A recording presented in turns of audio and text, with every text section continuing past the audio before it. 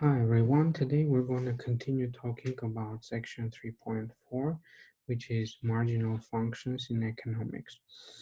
I'm going to start by recalling some of the things we did last time and then go to elasticity of demand, and then we'll do some problems.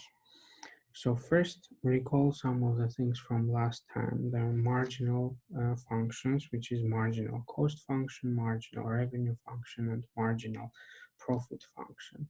These are just the derivatives of the cost function, revenue function, and the profit function. And remember that the profit function is nothing else but the difference between the revenue and the cost.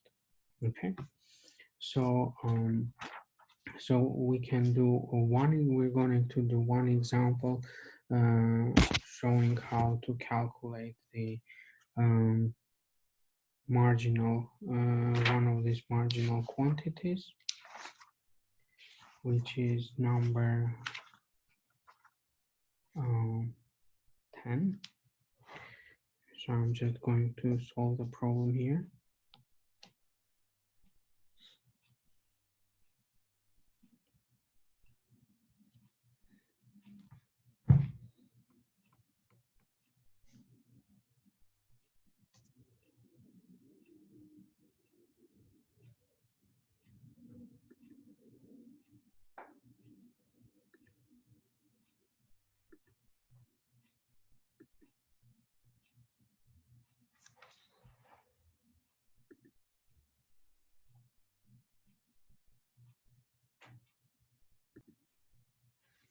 Okay, so now we're going to do problem number 10.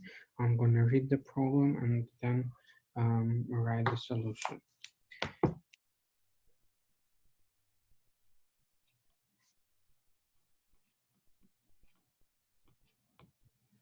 Okay, so marginal revenue for producing loudspeakers.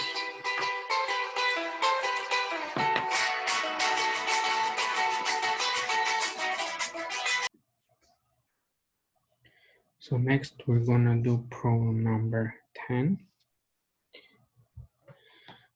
So the management of ultrasonic plants to market the electrostat and electrostatic speaker system.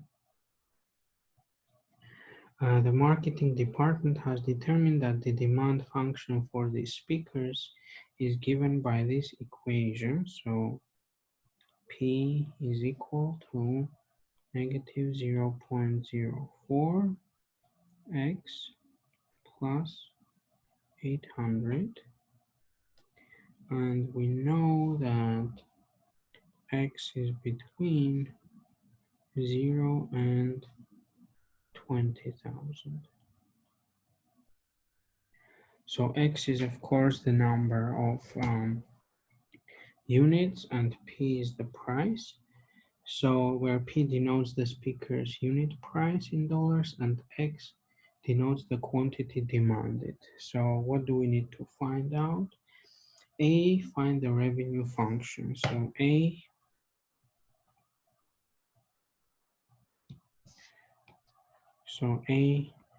find the revenue function. So R of X, we need to find. And as we know, revenue is equal to price of a single unit times the number of units sold. So it's going to be P, which is the price of a unit, times X. P is the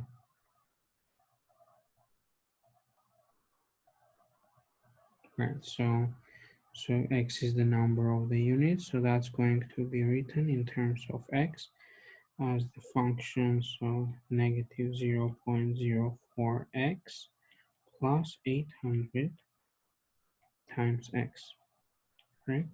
So if we simplify this, this is going to be negative 0.04 x squared plus 800x.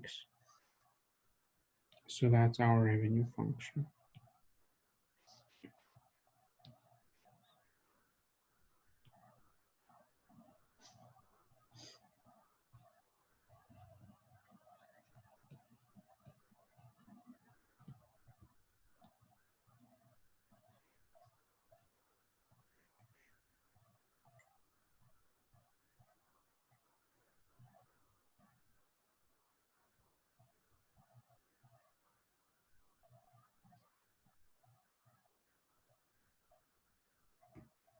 Okay. Next question is part B.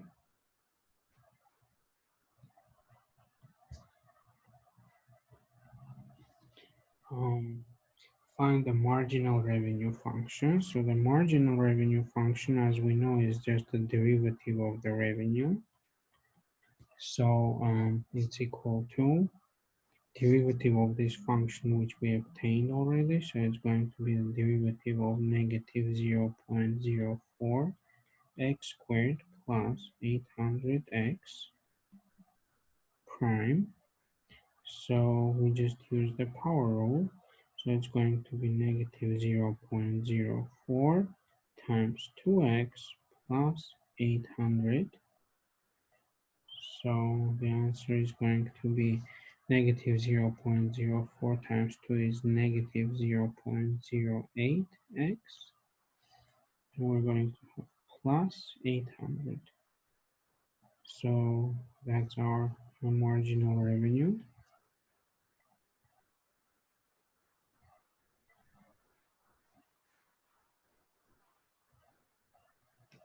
Okay. And part C says compute R prime of 5000 and interpret your results. So first we're going to compute what this number is. So compute R prime of 5000. So that's just the marginal revenue when the quantity is 5000.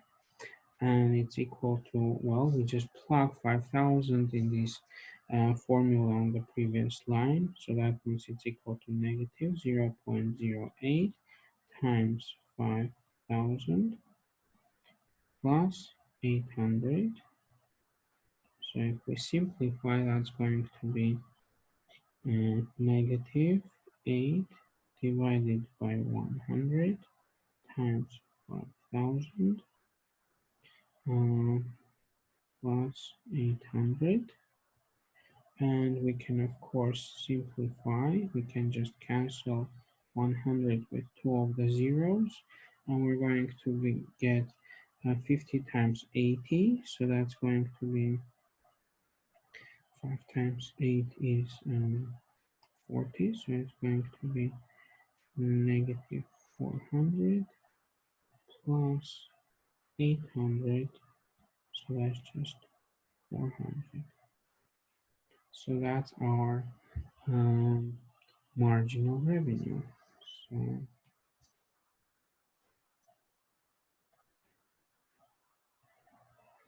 so what does that mean? So we have to interpret this answer. So what this means is that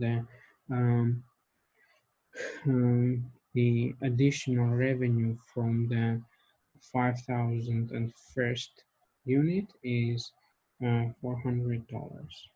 So that's the economic meaning of the marginal revenue. Again, that means that when you sell the 5,001st item, that's the revenue you're going to get from that's the additional revenue you're going to get for that particular item, and that's going to be $400.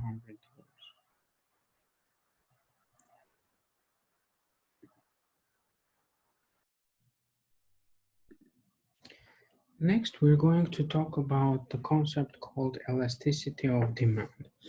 Elasticity of demand is a concept that helps economists analyze how percentage change in price affects the percentage change in the quantity demanded. So some quantities, um, some commodities can change a lot. The demand of certain commodities can change a lot when the price changes a little bit in relative terms, and some other commodities can change very little. So, so let's assume that the demand is given by the function x equals fx. So let's write x equals f of p actually. So this is the demand function. So this is our demand function.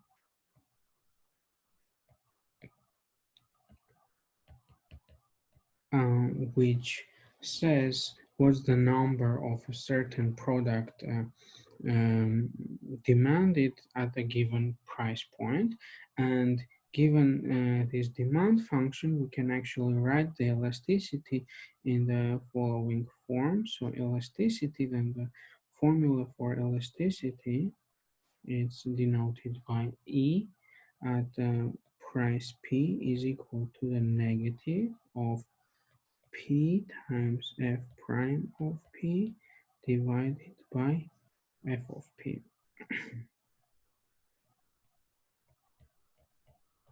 Okay, so that's the elasticity, that's the definition of the elasticity.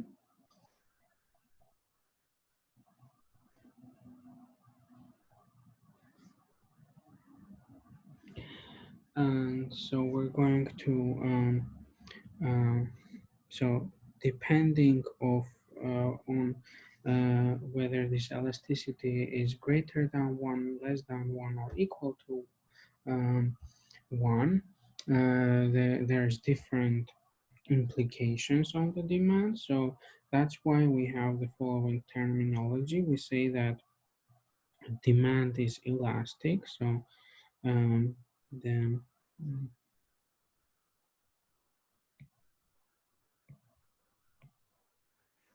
so the demand is elastic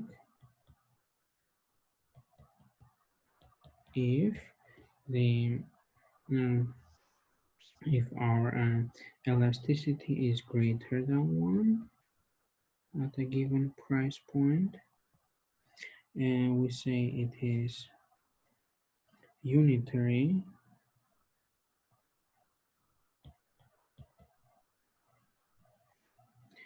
if elasticity is equal to 1, and we say it is inelastic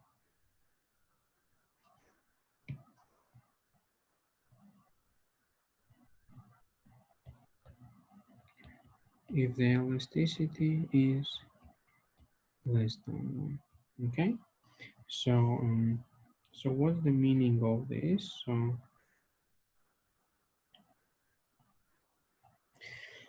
So well, the meaning of elastic is that a small change in uh, price is going to have a greater change in demand percentage wise. That's the meaning of the elastic. Elasticity is bigger than 1. We say that it's inelastic, the meaning the elasticity is less than 1. And the meaning of that is that if you have a small change in price, that's going to have little effect on demand, and it's gonna, and in the case of unitary elasticity, the unitary demand, we say that the small change in price brings basically the same amount of change in demand. Okay, so so next we're gonna do some problems about the elasticity. So next we're gonna do number um, 27, I believe. So this is number 27. Okay. So the problem is the following. Compute the elasticity demand and determine elasticity of demand and determine whether the demand is elastic, unitary, or inelastic at the indicated price. Okay, so let's write what the demand is, and the demand in this example is given by negative 5 quarters P plus 20, and the price at which we need to determine whether the demand is elastic or inelastic is equal to 10. Okay, so the idea here is going to be first of all find the elasticity. And what's the formula for elasticity? Well, here it is. So that's the elasticity. So we need to find the derivative of the demand function, the derivative of f, which is our x. Okay. So let's find the derivative of x, which is this function here. So x, so that's my f, right? So f is whatever is x. So f of p prime, that's then negative 5 quarters, because this is a linear function, and then p goes away, and 20 derivative of a constant is 0.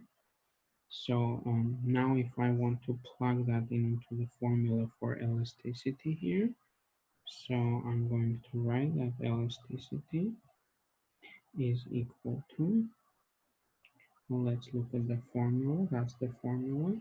It's equal to negative p times f prime of p divided by f of p. So in this case, it's equal to negative p times, and f prime of p we just calculated, it's negative 5 quarters, divided by f of p, which is the same as x. So that's the demand. So it's equal to negative 5 quarters p plus 20. Okay, so that's the formula for our elasticity. We can simplify it a little bit, and if we do that, we're going to get following negative 5 quarters p divided by negative 5 quarters of p plus 20, but there is another minus, so that's going to give me a plus here. So I'm just going to erase that plus and just leave it like this. Oops. Okay. So, all right. 5 quarters of p, and that's my answer.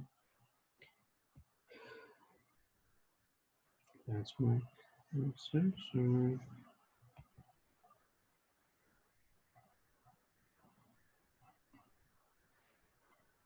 okay. So that's my answer for elasticity. And the question was, find whether the demand is elastic or inelastic when p is equal to 10. So we're going to now plug p equals 10 into this formula. So I'm going to get E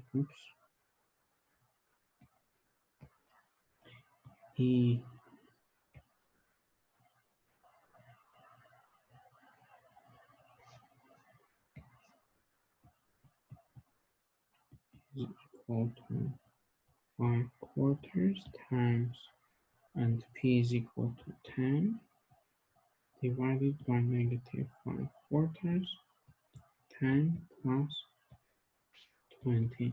So that's going to give me 50 divided by 4 over um, negative 50 over 4 plus 20.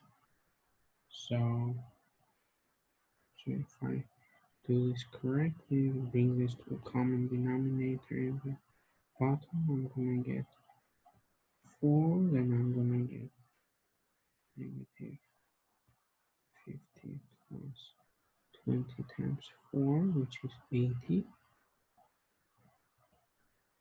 And then on the top, I'll have 50 over 4. So I can cancel the 4's. And then I'm going to get, this is equal to 50 divided by minus 50 plus 80 is 30. So it's 5/3. And that's greater than 1. And that means, well, let's see what that means. That means that if E is greater than 1, that means we have that the demand is elastic. So that's this thing here, elastic.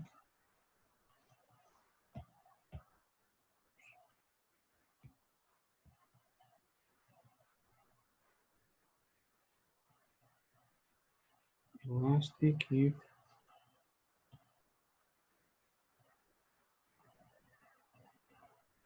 e less than 1. Okay. So in our case, it's greater than 1, so it is elastic.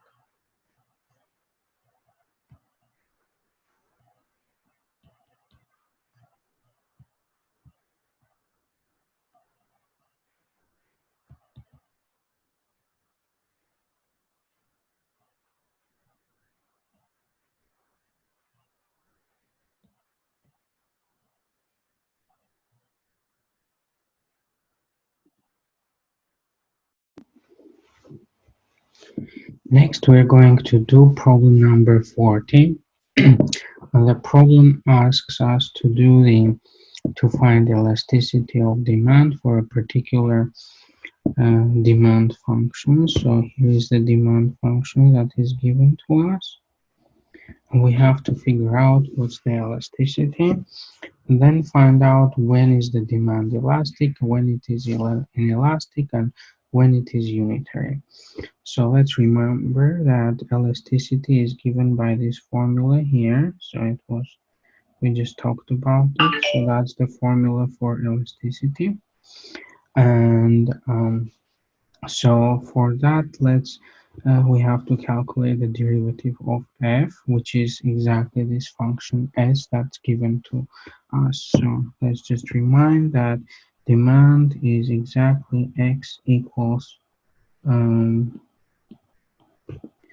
is given by x. So x is equal to f. P is our demand function as usual.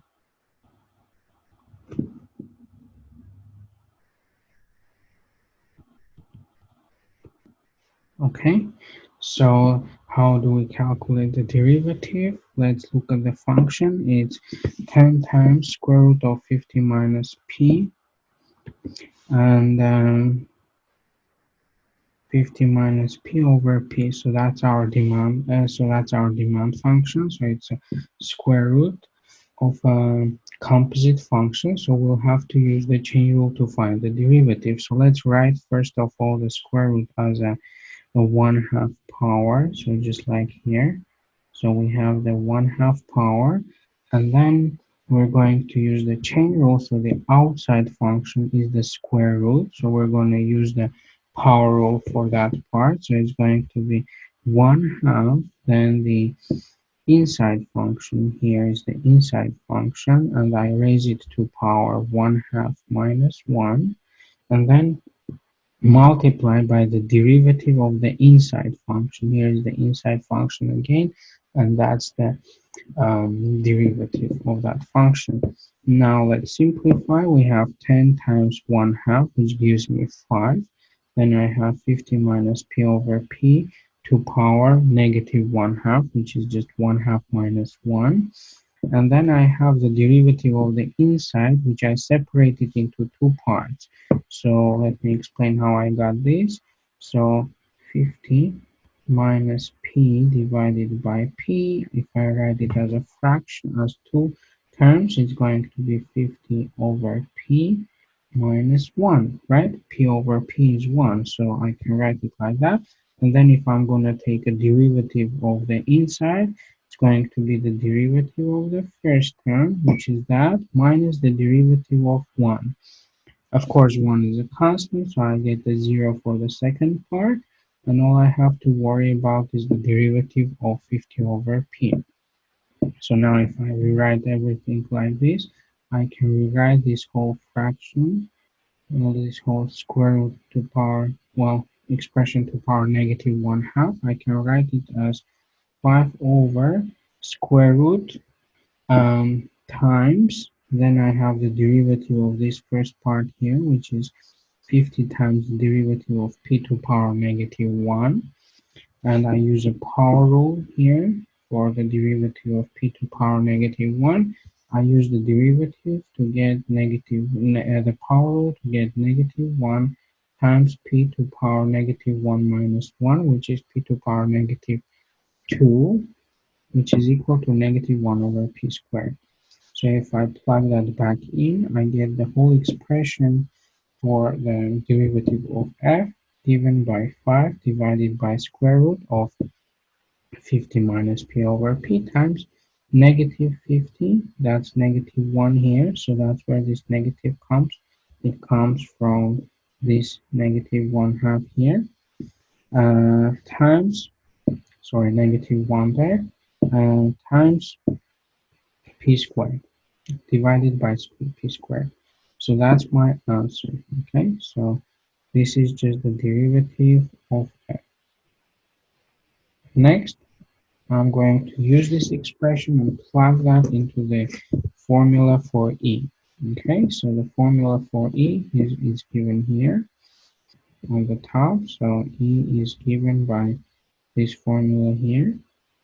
So I use that and plug the expression of f prime given here. Okay. Oops.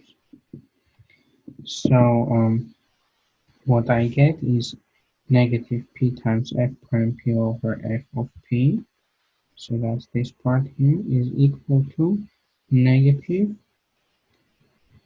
p times, well, I have here, oops, I think I'm missing the negative sign here, so I have to, no, everything's correct. So 5 divided by square root 50 minus p over p times that. So if I do all the cancellations, I get this expression here.